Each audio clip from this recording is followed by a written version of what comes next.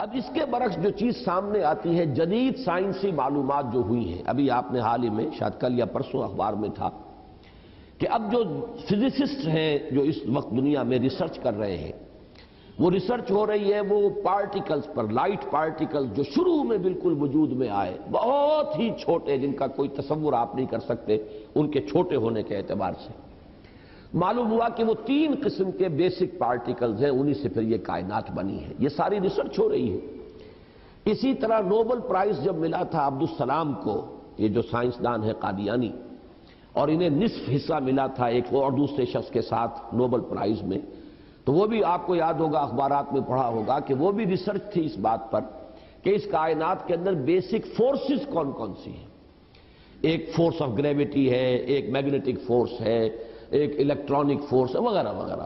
اور ہو یہ رہا ہے کہ اب یہ چیزیں جیسے جیسے تحقیق آگے بڑھ رہی ہے، ان کی تعداد کم ہو رہی ہے، گویا کثرت سے وحدت کی طرف انسان جا رہا ہے، اور انسان یہاں تک جا رہا ہے کہ پوری کائنات اپنی پوری ڈائیورسٹی، اپنے پورے تنوع کے ساتھ، اس کا نقطہ آغاز جو ہے وہ بالکل ایک یا 2 یا 3 چیزیں ہیں بڑی حقیر سی، وہاں سے اس کائنات کا ارتقاء ہوا ہے۔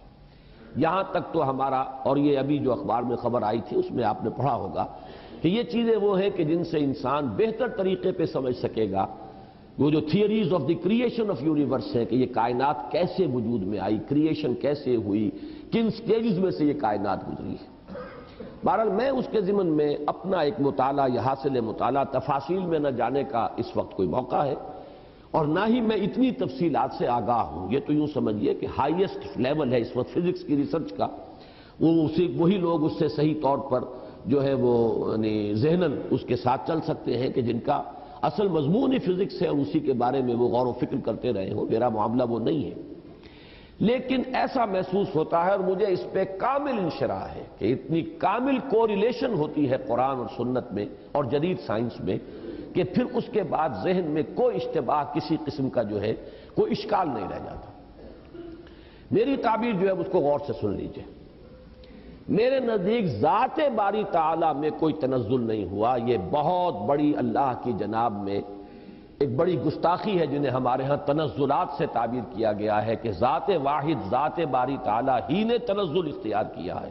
معاذ اللہ ثم معاذ اللہ ثم معاذ اللہ، وہ تو وراء الورا ہے، ثم وراء الورا ہے، اس سے کہ وہ تنزل اختیار کرے۔ ہوا کیا ہے؟ قرآن کہتا ہے کہ ایک لفظ کن ہے جس سے کہ اس کائنات کی تخلیق ہوئی۔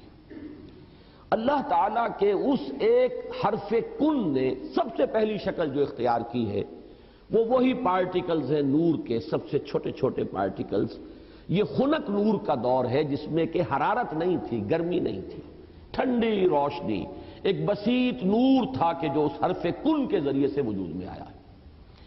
یہ جو دور ہے خنک نور کا، ذہن میں رکھیے، اس میں ابھی حرارت نہیں ہے، اس میں گرمی نہیں ہے، جو بھی ہے اندر پوشیدہ ہے اس کے، وہ بعد کا مرحلہ آئے گا جب میں عرض کروں گا۔ اس خنک نور کے دور ہی میں 2 چیزیں اللہ نے اس سے پیدا کی جو صاحب شعور اور صاحب تشخص ہے۔ ایک ارواح انسانیہ، وہ بھی نورانی ہے، اس نور سے بنی۔ دوسرے ملائکہ، وہ بھی نورانی ہے اور اس نور سے بنے۔ اور یہاں پر میں وہ چیز جوڑ دوں کہ جو ہمارے ہاں منسوب تو ہے بریلویوں کی طرف کہ وہ اس سے زیادہ شغف رکھتے ہیں اور بیان کرتے ہیں، لیکن میں بھی اس کو تسلیم کرتا ہوں کہ اس میں ہرگز کوئی خلل واقع نہیں ہوتا ہے ہمارے اعتقادات کے اندر، اور ہماری جو بھی توحید کا تصور ہے، اگر یہ مانا جائے کہ سب سے پہلے اللہ نے حضور صلی اللہ علیہ وسلم کی روح کو پیدا کیا، کیونکہ ابتدائی مرحلہ یہی ہے۔ یہ خلق نور کا دور ہے، جبکہ ابھی نہ کوئی ناری کرے تھے، نہ کہیں کسی طرح کی خاک وغیرہ کا کوئی مسئلہ تھا۔ اس کائنات میں اللہ تعالیٰ کے حرف کن نے ایک خنک روشنی کی شکل اختیار کی تھی، اس سے پیدا کی گئی ارواح انسانیہ، انہی میں ایک روح محمدی ہے صلی اللہ علیہ وسلم۔ تو اگر سب سے پہلے اللہ نے اسی کو بنایا ہو تو اس میں کوئی حرج واقع نہیں ہوتا، وہ بھی مخلوق ہے، وہ بھی اللہ کے بنانے سے وجود میں آئی ہے، صرف ایک تقدم زمانی اسے حاصل ہے کہ سب سے پہلے اللہ نے نبی اکرم صلی اللہ علیہ وسلم کی اس روح مبارک کو اس نور سے پیدا کیا، لیکن اسی نور سے تمام انسانوں کی ارواح پیدا کی گئی، اور انہی سے وہ عہد لیا گیا تھا لست بربکم قالوا بلی، اور اسی نور سے ملائکہ پیدا کیے گئے ہیں، جس کے بارے میں حدیث میں آپ کو بتا چکا ہوں کہ حضرت عائشہ صدیقہ رضی اللہ تعالیٰ عنہ سے مروی ہے حضور کا یہ قول کہ اللہ تعالیٰ نے فرشتوں کو نور سے پیدا کیا۔ اس کے بعد تنزل کا مرحلہ آتا ہے۔ اب تنزل کس میں ہو رہا ہے؟ تنزل ذات باری تعالیٰ میں نہیں ہے، معاذ اللہ ثم معاذ اللہ، یہ اللہ تعالیٰ کے ایک امر کن کی جو شکل ہوئی ہے، در حقیقت اب اس میں تنزل ہو رہا ہے۔ وہ دوسرا تنزل جو ہے وہ یہ ہے کہ اس خنک نور میں بڑے بڑے ایکسپلوژنز ہوئے ہیں اور ناری کرے وجود میں آئے۔ یہ ذہن میں رکھیے کہ ایک شے ہے، اس کے اندر کوئی حرارت مخفی ہے، ظاہر نہیں ہو رہی۔ ایٹمز ہیں، ایٹمز کے اندر بہت بڑی انرجی ہے، ظاہر نہیں ہو رہی۔ اس خنک نور کے اندر بھی وہ انرجی موجود تھی، لیکن انسولیٹڈ تھی، اس کا ظہور نہیں تھا۔ لیکن جب ایکسپلوژنز ہوئے ہیں تو پھر یہ کہ بڑے بڑے ناری کرے وجود میں آئے۔ یہی ناری کرے ہیں جن کو ہم سورج کہتے ہیں۔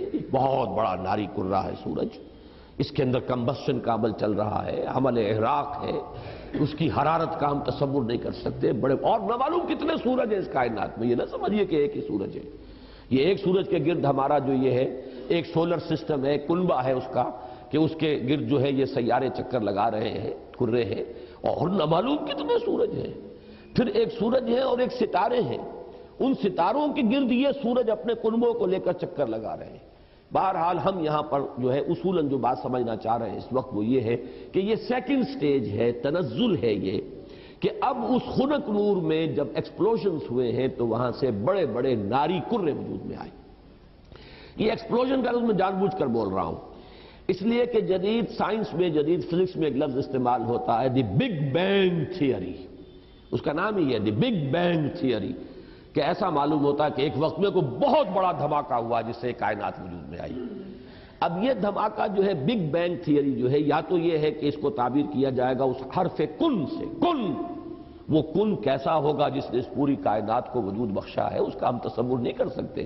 یہ ہم کہہ رہے ہیں کن، لیکن اللہ کا وہ کلام جب صادر ہوا ہو اور حکم ربی امر کن جو ہے اس کی کیا کیفیت ہوگی، تو یا تو بگ بینگ جو ہے یا تو اس سے تعبیر کیا جائے، اور یا یہ کہ جو یہ ایکسپلوژنز ہوئے ہیں اس خنک نور نے جو ناری کروں کی شکل اختیار کی ہے، تو یہ بگ بینگ ہے، یہ دھماکہ ہے۔ یہ دور ہے کہ جس میں اس آگ سے اللہ نے تیسری مخلوق پیدا کی۔ میں نے اب پہلے دو کر دیے نا، نور سے دو مخلوق، انسانی ارواح اور ملائکہ۔ دوسری سٹیج پر یہ تیسری مخلوق پیدا ہوئی، یہ جنات ہیں، یہ آگ سے بنائے گئے ہیں۔ قرآن بار بار کہتا ہے وَالْجَانَّ خَلَقْنَاهُ مِن قَبْلُ مِن نَارِ السَّمُومِ۔ قرآن مجید میں سورہ رحمان میں بھی ہے، اللہ تعالیٰ نے انسان کو پیدا کیا ہے مٹی سے، لیکن یہ کہ انسان کو بنایا ہے آگ کی لپٹ سے۔ بار بار آیا ہے یہ مضمون تو قرآن مجید میں، اور جنوں کا معاملہ جو ہے، اور یہ کہ سورہ ہجر میں فرمایا گیا وَالْجَانَّ خَلَقْنَاهُ مِن قَبْلُ، یہ پہلے پیدا ہوئے انسانوں سے۔ لہذا یہ دوسری سٹیج ہے جس میں کہ جنات کی تخلیق ہوئی ہے اس آگ کی لپٹ سے۔ اس کے بعد جیسا کہ آپ کو معلوم ہے، اس حد تک تو میں سمجھتا ہوں کہ آگے اکثر لوگوں کے علم میں ہے جنہوں نے بھی کچھ فزکس پڑھی ہے ابتدائی، کہ پھر نظریہ یہ ہے کہ یہ جو بڑے بڑے ناری کرے تھے، یہ جب تیزی کے ساتھ حرکت میں تھے تو ان سے کچھ حصے ٹوٹ ٹوٹ کر ان سے علیحدہ ہوئے اور انہی کے گرد چکر لگانے لگ گئے۔ یہ ہے در حقیقت ان سورج کے گرد جو یہ سیارے وجود میں آئے ہیں، یہ کرے جو ہیں۔ پھر یہ ٹھنڈے ہونے شروع ہوئے، اور ان میں جب ٹھنڈا ہوا ہے وہ ناری کرہ، تو اوپر جو ہے کرسٹ آیا، راکھ، جیسے انگارے کے اوپر راکھ آ جاتی ہے، راکھ ٹھنڈی ہوتی ہے، اندر انگارہ موجود ہے، ذرا سی راکھ ہٹ جائے اگر اور آپ کی انگلی جو ہے اس انگارے کو ٹچ کر جائے تو جلے گی، لیکن اگر راکھ اوپر ہے تو وہ آپ کو محسوس نہیں ہوگا۔ اور چونکہ ٹھنڈی چیز سکڑتی ہے، لہذا اس کے اندر اب دراڑیں پڑی ہیں، کہیں پہاڑ بن گئے، کہیں غاریں بن گئی، ساتھ ہی ان کے ٹھنڈے ہونے کی وجہ سے بخارات نکلے ہیں، انہی میں سے نکلے ہیں، انہی کروں میں سے بخارات نکلے ہیں۔ یہ بخارات ہیں جنہوں نے اوپر جا کر وہ جو جسے ہم فضا کہتے ہیں، ایٹماسفیئر، جس کے اندر گیسز ہیں، یہ یہیں سے انہی کروں کے ٹھنڈے ہونے سے وہ بخارات نکلے ہیں۔ جیسے کہ آپ جب اگر پانی ڈالتے ہیں آگ کے اوپر تو وہ ایک بھاپ بن کے اڑتی ہے، تو خیر یہ تو پانی آپ نے ڈالا ہے، لیکن یہ کہ فضائی وہ جو کرے تھے آگ کے وہ خود ٹھنڈے ہوئے ہیں تو ان میں سے بخارات نکلے ہیں، ان میں سے جو گیسز خارج ہوئی ہیں انہوں نے ایٹماسفیئر بنایا ہے۔ پھر اس ایٹماسفیرک چینجز وہاں ہوئی ہیں کہ اس میں گیسز تھیں، ہائیڈروجن بھی آکسیجن بھی، وہاں پانی بنا ہے، بجلی کے بڑے بڑے جب ہوئے ہیں ان کے اندر تو اس سے پانی بنا ہے، اور پھر دھواں دھار بارش برسی ہے۔ اب جو ہمارے ہاں یہ جو اعداد آتے ہیں، لاکھوں برس تک بارش ہی برستی رہی، نتیجہ یہ ہوا کہ جو جگہیں نشیبی تھی ان میں پانی بھر گیا، سمندر وجود میں آ گئے۔ اب جہاں سمندر اور مٹی کا باہمی ربط تھا، یہ جو دلدلی علاقے کہلاتے ہیں، یہاں وہ ان آرگینک کمپاؤنڈز نے آرگینک کمپاؤنڈز کی شکل اختیار کی۔ یہاں سے حیات ارضی کا آغاز ہوا۔ وہ حیات نباتاتی بھی ہے اور وہ حیات حیواناتی بھی ہے، یہاں سے اس کا آغاز ہوا۔ گویا کہ کل حیوانات اور کل نباتات جو کرۂ ارضی پر موجود ہیں، وہ سب کے سب در حقیقت اسی کرسٹ آف دی ارتھ سے وجود میں آئے ہیں۔ پانی اور اس مٹی کا امتزاج اور دلدل کی شکل اس کا بن جانا، اور وہاں سے ان آرگینک کی بجائے آرگینک کمپاؤنڈز کا وجود میں آنا، اور اس سے حیات کا آغاز، خواہ وہ نباتاتی حیات ہو اور خواہ وہ حیواناتی حیات ہو۔ اس حیات کا ارتقاء ہے کہ جو پھر انسان تک پہنچا ہے۔ وہ اس حیات، سمجھیے کہ حیات ارضی، چاہے نباتاتی ہو اور چاہے حیواناتی ہو، اس کی چوٹی کی جو شخصیت ہے وہ انسان ہے۔ کیونکہ قرآن مجید بھی یہی کہتا ہے، انسان کو مٹی سے بنایا، کہیں کہتا ہے مٹی تراب سے بنایا، کہیں کہتا ہے تین سے بنایا، تین گارے کو کہتے ہیں۔ گارا جب مٹی کے اندر پانی ملا کے گوندھ دیا جائے تو گارا بنا۔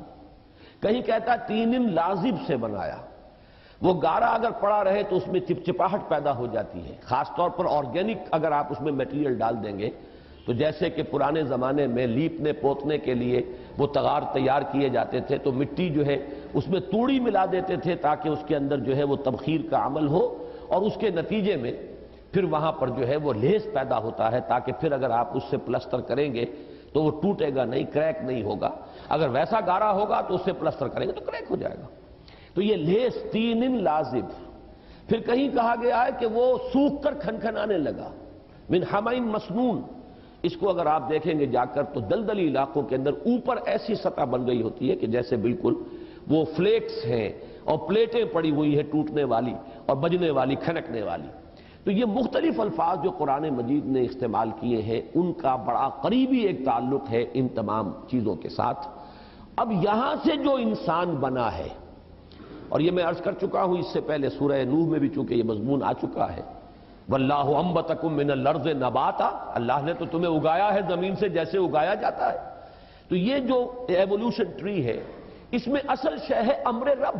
جب بھی چینج آئی ہے اللہ کے حکم سے آئی ہے، یہی امر رب ڈاروین کو معلوم نہیں، اسی کی تلاش کے اندر اس نے وہ تھیوری بنائی، سروائیول آف دی فٹسٹ اور اسٹرگل فار ایگزسٹنس، اور پھر یہ کہ ایکوائرڈ کیریکٹرز کا تھرو ہیریڈیٹی جو ہے منتقل ہو جانا اگلی نسل کو، اور اس کے ایکومولیشن سے نئی ایک نوع کا وجود میں آ جانا، یہ پورا فلسفہ ہے ڈاروین کا، اور یہ ثابت نہیں ہو سکا آج تک۔ البتہ ارتقاء وہ میں عرض کر چکا ہوں، اس کو تو مسلمانوں نے سب سے پہلے، حکماء جو ہے ابن مسکوہ اور مولانا روم، سب سے پہلے ارتقاء کی بات کرنے والے تو وہ ہیں۔ لہذا یہ جو عمل ہے اس میں امر رب ہے ہر جگہ پر کہ جس نے کہ کام کیا ہے ایک سے دوسری چینج میں، لیکن نتیجہ کیا ہوا ہے؟ حیوان انسان وجود میں آ گیا۔ یہ انسان نہیں ہے، حیوان انسان ہے۔ انسان تب بنتا ہے جب وہ پہلی سٹیج کی روح اس انسان کے ساتھ، حیوان انسان کے ساتھ لا کر ملائی جاتی ہے، تب انسان وجود میں آیا ہے۔ یہ ہے در حقیقت جو ایک آنکھ بند ہے جدید سائنس کی اور جدید فکر کی اور جدید فلسفے کی، وہ اس سے واقف نہیں، وہ حیوان انسان کو جانتا ہے، ہومو سیپین سے واقف ہے، اس کے ارتقاء کی بحث کر رہا ہے۔ ہمارے نزدیک انسان در حقیقت صرف حیوان نہیں ہے، حیوان انسان، ہومو سیپینز اس کا بایولوجیکل نیم آپ رکھ دیجئے، وہ چاہے اس ارتقاء کے عمل سے وجود میں آیا ہو، لیکن وہ روح جو اس میں پھونکی گئی ہے، فَإِذَا سَوَّيْتُهُ وَنَفَخْتُ فِيهِ مِن رُوحِي فَقَعُوا لَهُ سَاجِدِينَ۔ تو جب میں اس کو پوری طرح تیار کر لوں، نوک پلک سنوار دوں اور اس میں اپنی روح میں سے پھونک دوں تو گر پڑنا اس کے سامنے سجدے میں۔ تو در حقیقت مقام جو ہے انسان کا، اس کی جو عظمت ہے، اس کی جو بلندی ہے، اس کی جو رفعت شان ہے، وہ جو مسجود ملائک بنا ہے، تو اس حیوانی وجود کی بنیاد پر نہیں بلکہ در حقیقت اس روح ربانی کی بنیاد پر جو اس میں پھونکی گئی۔ یہ ہے سارا تھیسس، اس کو اچھی طرح سمجھ لیں، اس میں ساری چیزیں فٹ بیٹھ گئیں۔ سائنس کے ساتھ ہر سٹیج پر کوریلیشن ہے۔ نمبر دو، قرآن کے ساتھ کہیں کوئی تصادم نہیں ہے۔ وہ آگ سے بنائے گئے، یہ خاک سے بنائے گئے۔ انسان کا چونکہ یہ ظاہری وجود جو ہے جسمانی، وہ تو خاک سے بنا، مٹی سے بنا، پانی سے بنا، یہی عناصر اربعہ جو ہے اس کے اندر لگائے گئے ہیں۔ البتہ جو انسان کا اصل مقام ہے وہ اس روح کی وجہ سے ہے۔ اب اس کو جان لیجئے کہ چونکہ یہ میں سورہ رحمان کے درس میں تفصیل سے واضح کر چکا ہوں، اس لیے کہ مولانا امین احسن اصلاحی صاحب نے اس مقام پر بڑی زبردست ٹھوکر کھائی ہے۔ ہمارا اجماعی عقیدہ رہا ہے سلف میں کہ جنات پر وحی نہیں ہوتی، جنات میں کوئی نبی نہیں ہوتے، نہ کبھی ہوئے ہیں، اور وہ بھی تابع ہوتے ہیں جو انسانوں میں نبی اور رسول آتے رہے۔ اور ان دونوں مقامات سے بھی ثابت ہو جائے گا۔ یہ میں تو حیران ہوں کہ اصلاحی صاحب نے اتنی بڑی ٹھوکر کیسے کھائی ہے، لیکن بڑا آدمی جب ٹھوکر کھاتا تو بڑی ہی کھاتا، پھر وہ چھوٹی ٹھوکر نہیں ہوتی۔ تو یہ ہمارا اجماعی عقیدہ ہے اور 100% درست ہے۔ اس کی وجہ کیا ہے کہ در حقیقت جن میں روح نہیں ہے، وہ روح وہ تو اس پہلی سٹیج کی شے ہے، جبکہ جنات کی تخلیق سیکنڈ سٹیج پر ہوئی ہے، وہ محض ناری ہے۔ لیکن انسان محض خاکی نہیں ہے، خاکی جمع نوری ہے، اس کے اندر وہ جو روح جو ہے وہ تو نوری ہے۔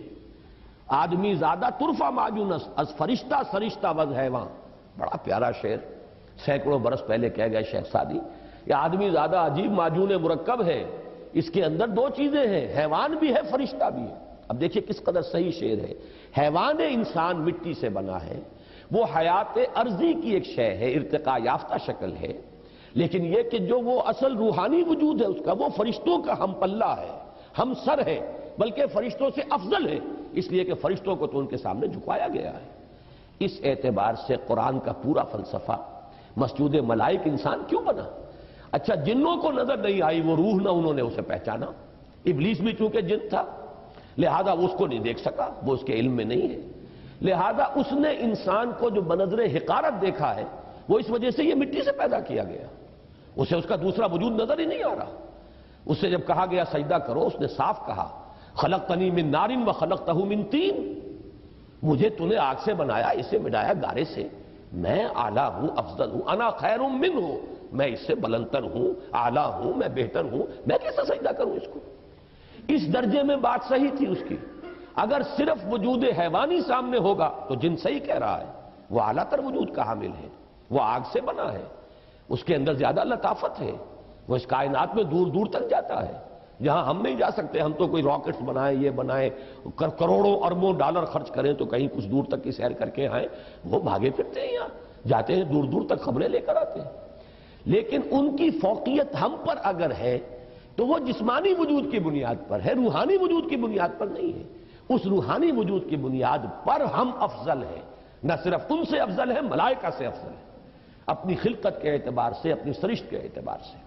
یہی وجہ ہے دو جگہ قرآن مجید کے اندر اتنی واضح آیت ہے، سورہ ہجر میں بھی ہے اور سورہ صاد میں بھی ہے، فَإِذَا سَوَّيْتُهُ وَنَفَخْتُ فِيهِ مِن رُوحِي فَقَعُوا لَهُ سَاجِدِينَ، جب میں اس کو تیار کر لوں، بنا لوں، سوار لوں، نوک پلک درست کر دوں اور اس میں اپنی روح میں سے پھونک دوں، تب گر پڑنا اس کے سامنے سجدے میں۔ تو اصل میں حیوان آدم کو سجدہ نہیں ہوا ہے، اس روح کے ساتھ جب آدم کے اندر پھونکی گئی ہے جس کا مقام بہت بلند ہے، اس انسان کو آدم کو سجدہ کیا گیا جس میں وہ روح پھونک دی گئی۔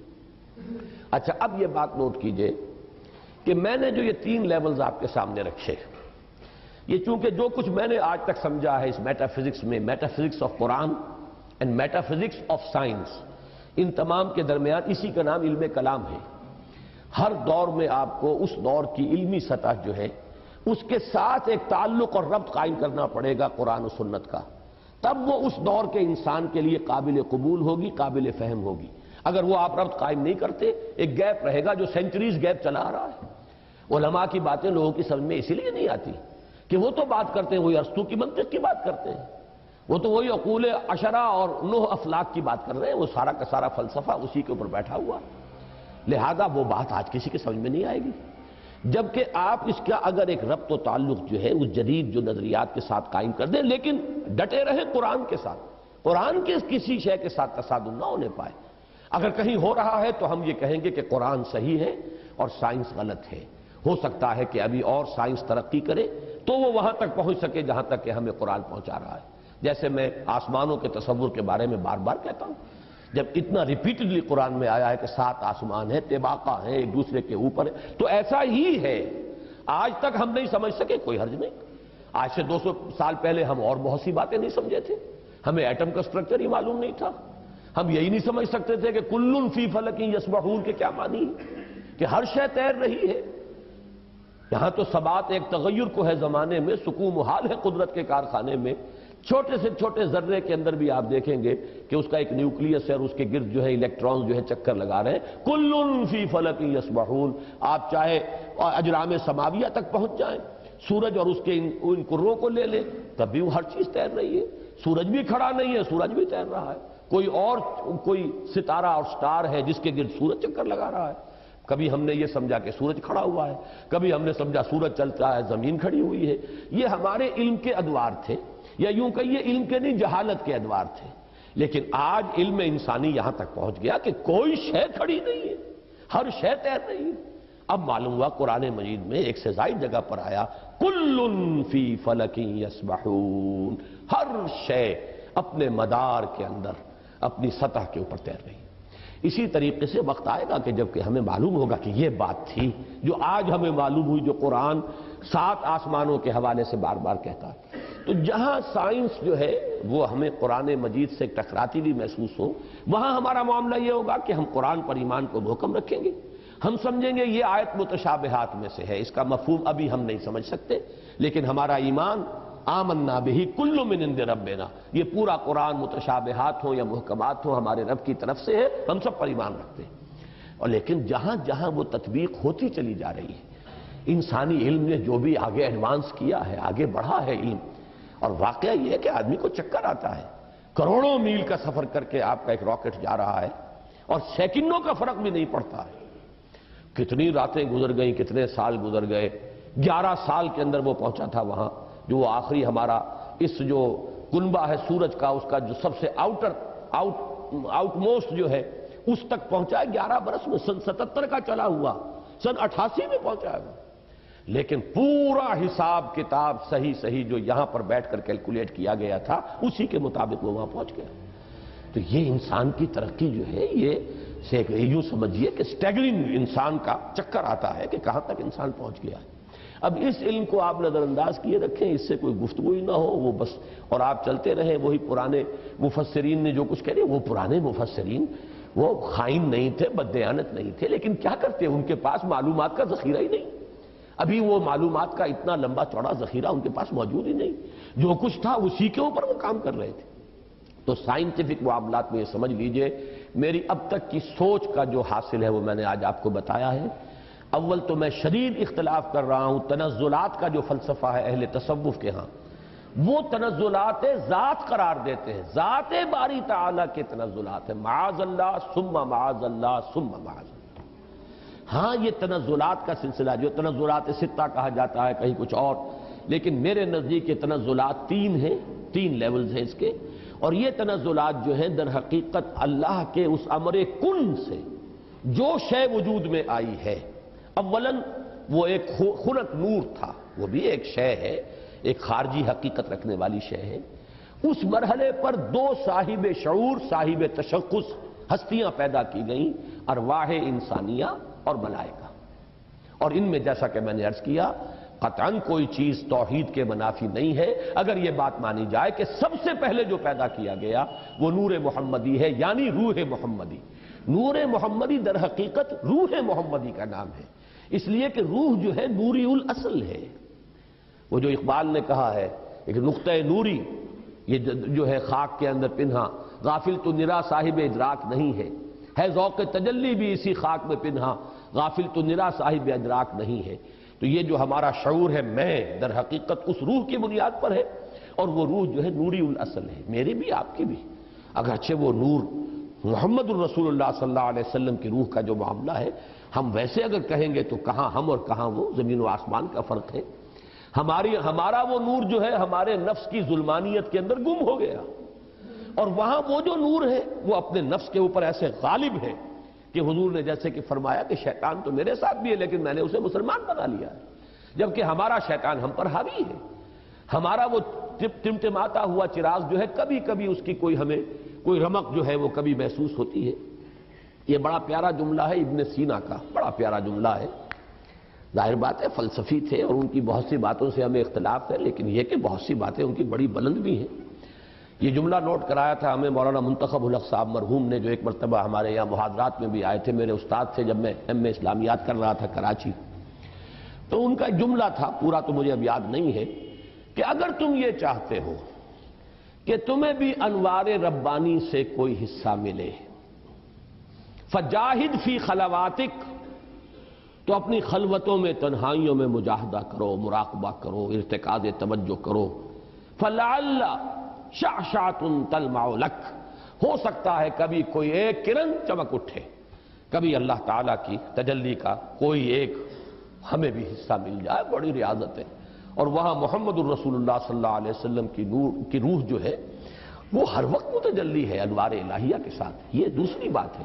لیکن اپنی اصل کے اعتبار سے تمام انسان کی ارواح جو ہے نوری الاصل ہے، اسی نور سے پیدا ہوئی ہیں، لیکن سب سے پہلے نور محمدی یا روح محمدی صلی اللہ علیہ وسلم کو پیدا کیا گیا، ساتھ ہی ملائکہ ہیں۔ پھر یہ تنزل کا دوسرا مرحلہ آ رہا ہے، اب خنک نور میں بڑے بڑے ایکسپلوژنز کے ذریعے سے، اور غالباً بگ بینگ جو ہے وہ جو بھی کچھ دیکھا ہے، میں نے کئی مرتبہ بات کہی ہے کہ یہ جدید فلسفی ہوں یا جدید سائنسدان ہوں، ان کی جہاں تک ایکویٹی آف آبزرویشن کا تعلق ہے، بڑی ایکیوٹ آبزرویشن ہے، انہوں نے غور بہت کیا ہے، سوچا ہے، تو بہت چیزیں انہوں نے دیکھی، اگرچہ ان کی تعبیر، توجیہ اور ان میں کیا ربط و تعلق ہے اس میں ٹھوکریں کھا گئے۔ فرائیڈ کی عظمت کا میں قائل ہوں کہ اس نے انسانی شخصیت کے 3 لیول معین کر لیا، آبزرو کیا ہے کہ انسان کے اندر 3 لیولز ہیں۔ ایک سب سے نیچے ہے اڈ اور لیبیڈو، اس کے حیوانی تقاضے، اس سے اوپر ہے اس کا سیلف، خودی، اس سے اوپر ایگو اسے کہتا ہے وہ، اور اس کے اوپر ہے سپر ایگو۔ 3 لیول، میں سمجھتا ہوں یہی 3 لیول ہیں جو ہمیں ہمارا دین بتاتا ہے، نفس، قلب اور روح۔ البتہ یہ کہ اس کی تعبیر کچھ اور ہے، وہ سپر ایگو کو سمجھتا ہے کہ وہ معاشرے کے زیر اثر کچھ نارمز ہوتے ہیں، کچھ اثرات ہوتے ہیں جو انسان کو ہانٹ کرتے رہتے ہیں، یہ نہ کرو، یہ نہ کرو، یہ کرو، یہ چیز جو ہے اس کے اوپر سپر ایگو جو ہے اس کی ایگو کے اوپر مسلط رہتی ہے، اسے پریشان کیے رکھتی ہے۔ ہمارے نزدیک وہ روح ہے در حقیقت، جس کے اندر ایک جو ارج ہے وہ اللہ کی طرف توجہ کی ارج ہے، اللہ کا قرب حاصل کرنے کی ارج ہے، وہ انسان کو اوپر اٹھانا چاہتی ہے۔ یہ نفس امارہ جو ہے حیوانی وجود، یہ انسان کو نیچے کھینچ رہا ہے، پستی کی طرف لے جانا چاہتا ہے، پست خواہشات اور زمینی تمناؤں اور آرزوؤں کے اندر گرفتار رکھتا ہے۔ درمیان میں وہ قلب ہے، اگر اس قلب کے اوپر یہ اڈ یا لیبیڈو جو ہے یہ غالب آ جائے تو انسان نرا حیوان بن کر رہ گیا، اس کا انسان مر گیا۔ اگر روح غالب ہو گئی تو کیا کہنے ہیں، پھر یہ ہے وہ شے جو مطلوب ہے، روح غالب رہے، تو گویا کہ اب روح مرکب ہے اور یہ نفس جو ہے یہ گھوڑے کے مانند ہے جس پر سواری کر رہا ہے۔ یہ میں نے عظمت صوم میں بھی یہ سارے مضامین بیان کیے ہیں، حقیقت انسان میں بھی۔ بہرحال یہ ہے جنات کے بارے میں جو میرا تصور ہے، اور چونکہ ان میں روح نہیں ہے، میں جو بات عرض کر رہا تھا وہ رہ گئی تھی، پھر دوبارہ یاد آ گئی، میں نے جو 3 لیولز معین کیے ہیں، ان میں سے پہلا لیول جو ہے نور، ملائکہ، ارواح، یہ عالم امر ہے، اور 2 لیول نار والا، ناری کروں کا، اور یہ خاک اور زمین کا، اور زمینی حیوانات اور زمینی نباتات، اور انہی میں سے ایک انسان، یہ عالم خلق ہے۔ عالم امر میں ٹائم ایلیمنٹ ہے ہی نہیں، روح کو کوئی وقت درکار نہیں ہے، یہاں سے کروڑوں میل جانے کے لیے کوئی وقت درکار نہیں، نہ روح کو نہ فرشتے کو کوئی وقت درکار نہیں۔ یہ عالم امر ہے، اس کی شان یہ بیان ہوئی ہے، انما امرہ اذا اراد شیئا فانما یقول له کن فیکون، نو ٹائم ایلیمنٹ واٹس ایور۔ اور یہی عالم امر ہے جس میں کہ فرشتے اور روح انسانی کا ایسا ربط ہوتا ہے، فرشتہ وحی لاتا ہے تو روح ہے در حقیقت نبی کی اور رسول کی جو اسے ریسیو کرتی ہے۔ جیسے کہ آپ کو معلوم ہے کہ آپ کی فضا کے اندر اس وقت جو بھی ٹرانسمیشن ہو رہی ہے ریڈیو کی، ٹیلی ویژن کی، وہ تو فضا میں موجود ہے، آپ کے پاس بھی تو ایک آلہ ہونا چاہیے جو اسے کیچ کرے۔ آپ کے ریڈیو ہے، ریڈیو ویوالز لگے، وہ اسے کیچ کر رہے ہیں، ٹیلی ویژن ہے، اس میں وہ میکینزم ہے جو کیچ کر رہا ہے، فضا میں تو ہے۔ تو دو چیزیں ملتی ہیں، تو ملائکہ کی طرف سے لائے جانے والے پیغامات، ان کو کیچ کرنے والا انسان میں جو حصہ ہے وہ روح ہے، وہ یہ انسان کے یہ جسمانی وجود نہیں ہے، یہ آنکھیں نہیں ہیں، یہ کان نہیں ہے، بلکہ براہ راست قلب جو مسکن ہے روح کا، وہ ہے محبت وحی۔